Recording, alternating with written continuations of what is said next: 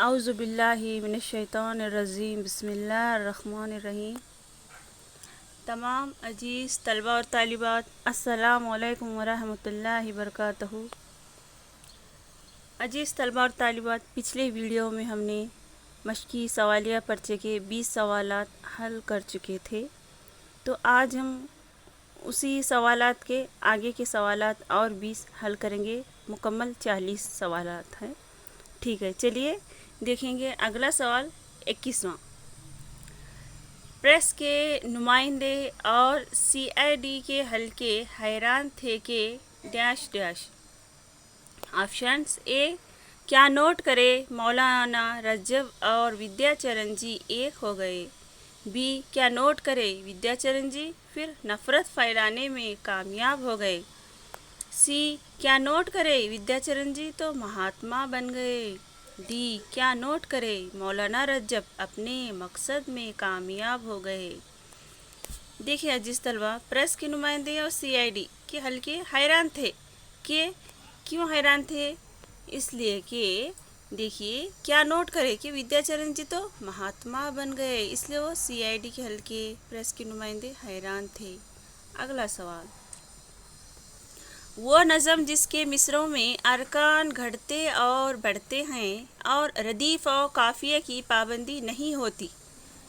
4 options ہیں یہاں پر۔ اے، ترکیب بند، بی، ترضی بند، سی، نظم معرّہ، ڈی، آزاد نظم۔ دیکھیں یہاں پر عزیز طلبہ، ترکیب بند آپشنز اے میں دیکھیے، ترکیب بند ایسی نظم کو کہتے ہیں کہ جس میں 5 سے 11 اشعار پر مشتمل ہوتی ہے۔ اور بی میں دیکھیے ترضی بند، ترضی بند میں بھی سیم جیسا کہ اس میں بھی کتنے 5 سے 11 اشعار پر مشتمل ہوتی ہے ترضی بند میں، لیکن دیکھیں یہاں پر ترضی بند میں اشعار بدلتے نہیں لیکن ترکیب بند میں بدلتے ہیں اشعار، تو یہ فرق ہے۔ اور دیکھیے نظم معرّہ، نظم معرّہ کسے کہتے ہیں؟ ایسی نظم جس میں قافیہ نہیں ہوتا، ایسی نظم جس میں قافیہ نہیں ہوتا اس کو نظم معرّہ کہتے ہیں۔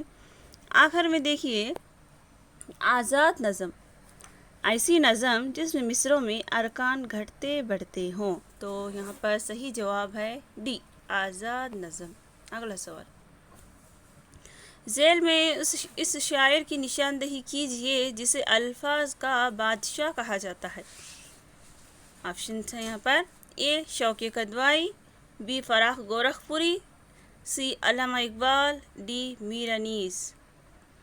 دیکھیے عزیز طلبہ، یہاں پر ذیل میں اس شاعر کی نشاندہی کیجیے جس میں الفاظ کا بادشاہ کہا جاتا ہے، لیکن یہاں پر آپشنز اے میں دیکھیے شوقِ کدوائی، یہ تو نیچر شاعر مانے جاتے ہیں، اور بی میں دیکھیے فراخ گورکھپوری، یہ تو گیان پیٹی نامی یافتہ شاعر ہیں، اور سی میں دیکھیے علامہ اقبال، یہ تو شاعر مشرق کہلاتے ہیں۔ آخر میں بچ گیا ڈی، میر انیس، جس کو مرثیہ کا بادشاہ بھی کہا جاتا ہے اور ساتھ ہی ساتھ الفاظ کا بادشاہ بھی کہا جاتا ہے، تو صحیح جواب ہے یہاں پر ڈی۔ اگلا سوال، ذیل میں مبارک شاہ خلجی کی فرمائش پر تخلیق کردہ امیر خسرو کی مثنوی ہے۔ ذیل میں مبارک شاہ خلجی کی فرمائش پر تخلیق کردہ امیر خسرو کی مثنوی ہے۔ اے، لیلی مجنوں، بی، نہا سفر، سی، آئینہ سکندری، یا ڈی، ہشت بہشت۔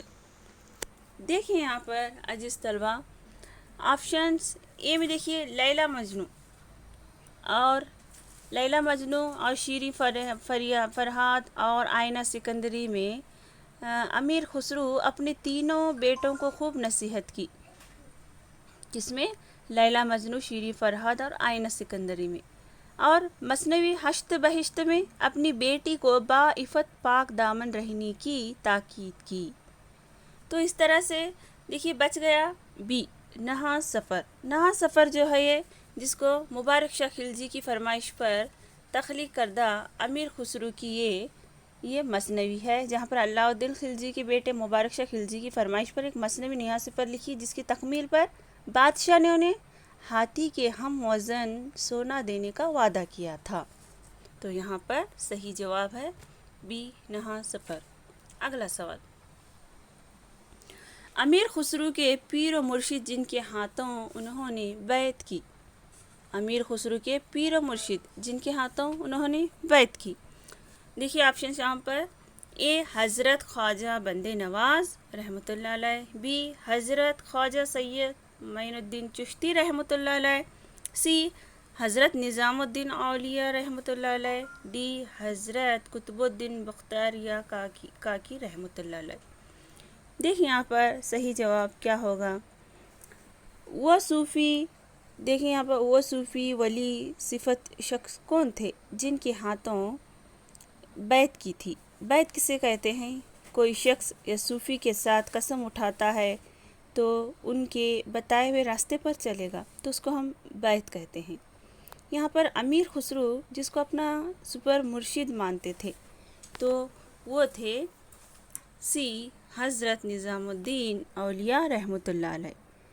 دیکھیے حضرت خواجہ بند نواز یہ تو گلبرگہ سے تعلق رکھتے تھے، اور حضرت خواجہ سید معین الدین چشتی رحمۃ اللہ علیہ یہ تو اجمیر سے تعلق رکھتے ہیں، اور ڈی میں حضرت قطب الدین بختیاریہ کاکی یہ دلی کے قریب علاقے میں رہتے ہیں. تو حضرت نظام الدین اولیاء رحمۃ اللہ علیہ یہ بھی دلی کے رہنے والے تھے. تو یہاں پر امیر خسرو کے پیر و مرشد جن کے ہاتھوں انہوں نے بیعت کی، تو یہاں پر صحیح جواب ہے حضرت نظام الدین اولیاء. اگلا سوال، امیر خسرو اپنے آپ کو کیا کہا کرتے تھے؟ امیر خسرو اپنے آپ کو کیا کہا کرتے تھے؟ اے ہندوی، بی ہندوستانی مسلمان، سی ہندوستانی درویش، یا ڈی ہندوستانی ترک. دیکھیے جس طرح امیر خسرو کے والد بھی ترکستان کے رہنے والے تھے. ہندوستان کے آگے ترکستان جو روم مطلب وہ اپنے آپ کو ہندوستانی ترک کہا کرتے تھے. ان کی سانسوں میں وطن کی مٹی کی خوشبو بسی تھی، تو انہوں نے اپنے اشعار میں بھی اس بات کا اعتراف بھی کیا تھا کہ سچ پوچھو تو ہندوستان کا توتیے ہوں، اگر تم مجھ سے شیرنی گفتار چاہتے ہو تو ہندوی میں بات کرو. تو یہاں پر صحیح جواب دیکھیے ہندوستانی ترک. اگلا سوال، مرزا غالب کے شاہی خطابات ہیں. مرزا غالب کے شاہی خطابات ہیں. اے نجم الدولہ، دیکھیے 2 میں دیکھیے دبیر الملک، 3 میں دیکھیے مرزا نواز شاہ، 4 میں اسد اللہ. اے میں دیکھیے 1 اور 2، بی میں دیکھیے 2 اور 4، سی میں دیکھیے 1 اور 4، ڈی میں دیکھیے 4. یہاں پر دیکھیے عزیز طلبہ خطابات اور لقب میں فرق ہوتا ہے، یہ دونوں سیم نہیں ہیں. یہاں پر اسد اللہ جو ہے یہ ہے مرزا غالب آپ کا نام تھا. مرزا نوشہ دیکھیے یہ لقب تھا آپ کا. اور آخر میں جو بچ گیا نظم الدولہ دبیر الملک، یہ تو بہادر شاہ ظفر کی جانب سے آپ کو نظم الدولہ اور دبیر الملک کا خطاب دیا گیا تھا. تو یہاں پر صحیح جواب ہے 1 اور 2 نظم الدولہ دبیر الملک. اگلا سوال، اصغر گونڈوی رسالہ ڈیش ڈیش کے ایڈیٹر رہے. اے آج کل، بی فاران، سی ہندوستان، یا ڈی کلیم. دیکھیے عزیز طلبہ یہاں پر آج کل دیکھیے آپشنز اے میں آج کل کے ایڈیٹر جوش ملح آبادی تھے. فاران ہمارے نعت گویا شاعر جو ہیں ماہر القادری تھے. کلیم جوش ملح آبادی کا رسالہ تھا. تو آخر میں بچ گیا سی ہندوستان، یہ اصغر گونڈوی رسالے کے ایڈیٹر رہے. ہندوستان رسالے کے ایڈیٹر رہے اصغر گونڈوی. اگلا سوال، وہ شاعر جسے نظم و ضبط اور وقت کی پابندی نہ رکھنے کے پاداش میں ریڈیو کی ملازمت سے ہاتھ دھونا پڑا. اے فراخ گورکھپوری، بی مجروح سلطان پوری، سی حمید الماس، یا ڈی اسرار الحق مجاج. دیکھیں عزیز طلبہ وہ شاعر جسے نظم و ضبط وقت کی پابندی نہ رکھنے کے پاداش میں انہیں وقت کی پابندی وقت کی قدر نہ کرنے کی وجہ سے کچھ مجبوری کی وجہ سے وہ ملازمت پر حاضر نہ ہو سکے کام پر، تو ریڈیو کی ملازمت سے ان کو ہاتھ دھونا بھی پڑا. تو وہ کون سے شاعر تھے؟ جی ہاں وہ شاعر کا نام ہے یہاں پر اسرار الحق مجاز. اگلا سوال، 2 بیتی اس صنف سخن کو کہتے ہیں. 2 بیتی اس صنف سخن کو کہتے ہیں. آپشنس ہیں یہاں پر 4 قطع، بی رباعی، سی مرثیہ، ڈی غزل. دیکھیے عزیز طلبہ، دو بیتی یعنی بیت کے معنی شعر. دیکھیے ایک شعر میں 2 مصرعے ہوتے ہیں، 2 شعروں میں 4 مصرعے ہوتے ہیں. تو 4 مصرعوں والی نظم 2 مصرعوں پر مشتمل ہوتی ہے، جس کو ہم کیا کہتے ہیں؟ دیکھیے رباعی کہتے ہیں. دیکھیے یہاں پر قطعات میں تو زائد ہوتے ہیں اشعار، اور مرثیہ میں دیکھیے 4 سے زائد 5 سے زائد اشعار ہوتے ہیں. غزل میں بھی 5 سے زائد اشعار ہوتے ہیں، لیکن رباعی 4 مصرعوں والی نظم ہوتی ہے، جس کو 2 بیتی بھی کہا جاتا ہے. تو یہاں پر صحیح جواب ہے بی. اگلا سوال. یہ جنت مبارک رہے زاہدوں کو کہ میں آپ کا سامنا چاہتا ہوں. درز بالا شعر کے خالق ہیں. اے ماہر القادری، بی علامہ اقبال، سی جوش ملے آبادی یا ڈی اصغر گونڈوی. دیکھیے جس طلبہ یہاں پر اس شعر پر غور کیجئے. یہ جنت مبارک رہے زاہدوں کو کہ میں آپ کا سامنا چاہتا ہوں. تیرے عشق کی انتہا چاہتا ہوں، میری سادگی دیکھ میں کیا چاہتا ہوں. تو عزیز طلبہ اس شعر کے خالق ہیں جی، وہ ہیں شاعر مشرق علامہ اقبال. اگلا سوال. صورت کے لحاظ سے جملے کی قسمیں ہیں. صورت کے لحاظ سے جملے کی قسمیں: اے 2، بی 3، سی 4، ڈی ان میں کوئی نہیں. دیکھیں یہاں پر صورت کے لحاظ سے جملے قسمیں کتنے ہوتے ہیں؟ جی دیکھیں یہاں پر 2 ہوتے ہیں. کون کون سے؟ مفرد جملہ اور مرکب جملہ. اسی طرح سے معنی کے لحاظ سے جملے کی قسمیں 2 ہیں. کون کون سے؟ جملہ خبریہ، جملہ انشائیہ. تو یہاں پر صورت کے لحاظ سے جملے کی قسمیں ہیں. آپشنز اے ہے رائٹ آنسر. اگلا سوال. ارکان کی تکرار سے پیدا ہونے والے مخصوص وزن کو کہتے ہیں. اے علم عروض، بی بحر، سی تختی، ڈی رکن. دیکھیے ارکان کی تکرار سے پیدا ہونے والے مخصوص وزن کو کہتے ہیں. کیا کہتے ہیں؟ یہاں پر دیکھیے علم عروض، جس میں شعر کے اوزان کا علم معلوم کیا جاتا ہے. تختی، جس میں ارکان کے وزن کو کاٹنے کا طریقہ ظاہر ہوتا ہے. رکن، یہ تو واحد ہے تو بچ گیا. بحر یعنی یہ سمندر نہیں، یعنی اس شعر اس کو ایک نام دیا گیا ہے، شعر کا نام. تو اس طرح سے یہاں پر ارکان کی تکرار سے پیدا ہونے والے مخصوص وزن کو کیا کہتے ہیں؟ ہم بحر کہتے ہیں. اگلا سوال. بچ حسن تعین سے ظاہر ہو کہ باطن ہو، یہ قید نظر کی ہے وہ فکر کار زندہ ہے. شعر میں مستعمل صنعت کی نشاندہی کیجیے. اے صنعت تکرار، بی صنعت تضنیس، سی صنعت تلمی یا ڈی صنعت تضاد. دیکھیے جس طرح یہاں پر بچ حسن تعین سے ظاہر ہو کہ باطن ہو، یہ قید نظر کی ہے وہ فکر کار زندہ ہے. یہاں پر دیکھیے ایسی صنعت جہاں پر متضاد الفاظ لایا جائے. ایسی صنعت جہاں پر متضاد ایک دوسرے کی ضد لائے جائے الفاظ، ظاہر اور باطن. تو یہاں پر دیکھیے اس سوال کا صحیح جواب ہے ڈی صنعت تضاد. یہاں پر ایک دوسرے کی ضد لایا جاتا ہے، متضاد الفاظ استعمال کیے جاتے ہیں. ایسی صنعت کو ہم صنعت تضاد کہتے ہیں. اگلا سوال. واحد اور جمع کے لحاظ سے غیر متعلق لفظ ہے. دیکھیے واحد اور جمع کے لحاظ سے غیر متعلق لفظ بتانا ہے آپ کو. آپشنز اے محکمات، بی عبارت، سی مقامات یا ڈی اوقات.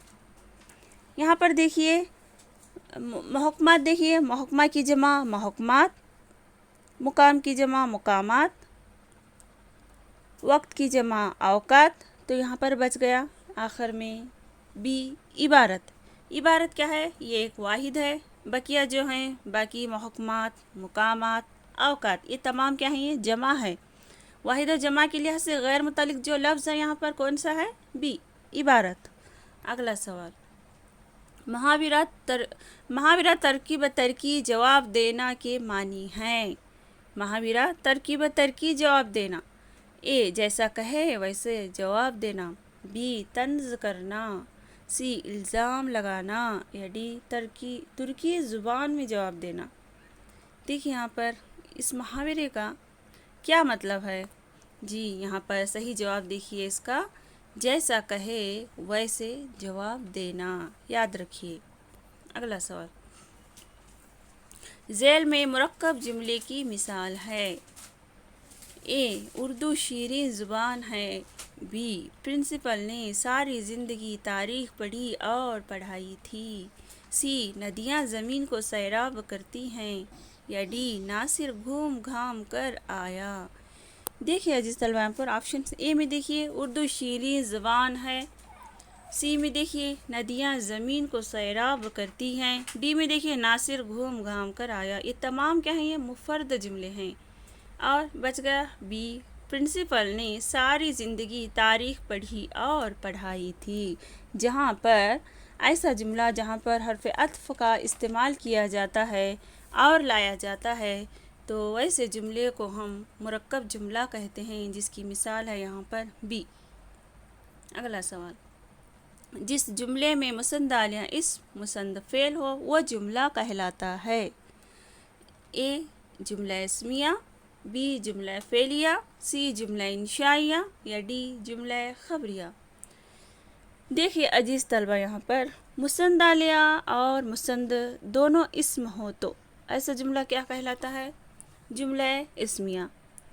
مسندالیہ اسم اور مسند فعل ہو تو ایسا جملہ کیا کہلاتا ہے؟ جملہ فعلیہ۔ اسی طرح سے جذبے یا خیال کا اظہار کیا جاتا ہے جس جملے میں، اس جملے کو جملہ انشائیہ کہا جاتا ہے۔ اسی طرح سے جہاں پر خبر کا اظہار و اطلاع دی جاتی ہے اس جملے کو جملہ خبریہ کہتے ہیں۔ تو یہاں پر مسندالیہ اسم اور مسند فعل ہو تو ایسا جملہ کیا کہلاتا ہے؟ جملہ فعلیہ۔ اگلا سوال، گو کہنے کا انداز اچھا ہے مگر آواز بھونڈی ہے، قواعد کے اعتبار سے یہ جملہ ہے۔ اے وصلی جملہ، بی تردیدی جملہ، سی استدراکی جملہ، یا ڈی سببی جملہ۔ دیکھیے عزیز طلبہ یہاں پر سب سے پہلے وصلی جملہ، وصلی جملہ جہاں پر حرف عطف سے اور سے جوڑا گیا ہو، دونوں مفرد جملے ایک دوسرے سے تعلق رکھتے ہو، اس کو وصلی جملہ کہتے ہیں۔ اسی طرح سے تردیدی جملہ، تردیدی جملہ جہاں پر حرف تردید ورنا کا استعمال کیا جا رہا ہے، ایک جز دوسرے جز کی ضد ہو تو اس کو ہم تردیدی جملہ کہتے ہیں۔ اسی طرح سے استدراکی، دیکھیے استدراکی جملہ جس کے دو حصے ہو معنی کے اعتبار سے، جہاں پر دوسرا جملہ پہلے جملے کی توسیع کرتا ہے، محدود کرتا ہے تو اس کو جملہ استدراکی جملہ کہتے ہیں۔ تو آخر میں بچ گیا جملہ سببی، یہاں پر دوسرے مفرد جملے میں سبب، وجہ، نتیجے کا ذکر ظاہر ہوتا ہے جس کو ہم کیا کہتے ہیں؟ سببی۔ یہاں پر دیکھیے گو کہنے کا انداز اچھا ہے، انداز تو اچھا ہے مگر یہاں پر سبب اور نتیجے کا ذکر ہو رہا ہے، وجہ، تو اس طرح سے یہاں آواز، مگر آواز بھونڈی ہے تو یہاں پر صحیح جواب ہے ڈی سببی، سببی جملے کی یہ مثال ہے۔ آخری سوال، فرشتے کے معنی میں استعمال ہونے والے لفظ کی نشاندہی کیجیے۔ فرشتے کے معنی میں استعمال ہونے والے لفظ کی نشاندہی کیجیے۔ اے ملک، بی ملک، سی ملک، ڈی ملک۔ دیکھیے عزیز طلبہ یہاں پر ملک، ملک کسے کہتے ہیں؟ دیش یا وطن کو کہتے ہیں۔ اسی طرح سے ملک، ملک، دیکھیے ملک یعنی بادشاہ، تو اس طرح سے ملک یعنی جائیداد، تو بچ گیا آخر میں ملک، ملک یعنی فرشتہ، تو صحیح جواب ہے یہاں پر بی۔ اچھا عزیز طلبہ اور طالبات، آپ کا مشقی سوالیہ پرچہ یہاں پر مکمل ہو گیا۔ امید ہے آپ سبھی کو بھرپور معلومات حاصل ہوئی ہوں گی اس سے۔ اچھا تو ہمیں اجازت دیجیے، اللہ حافظ۔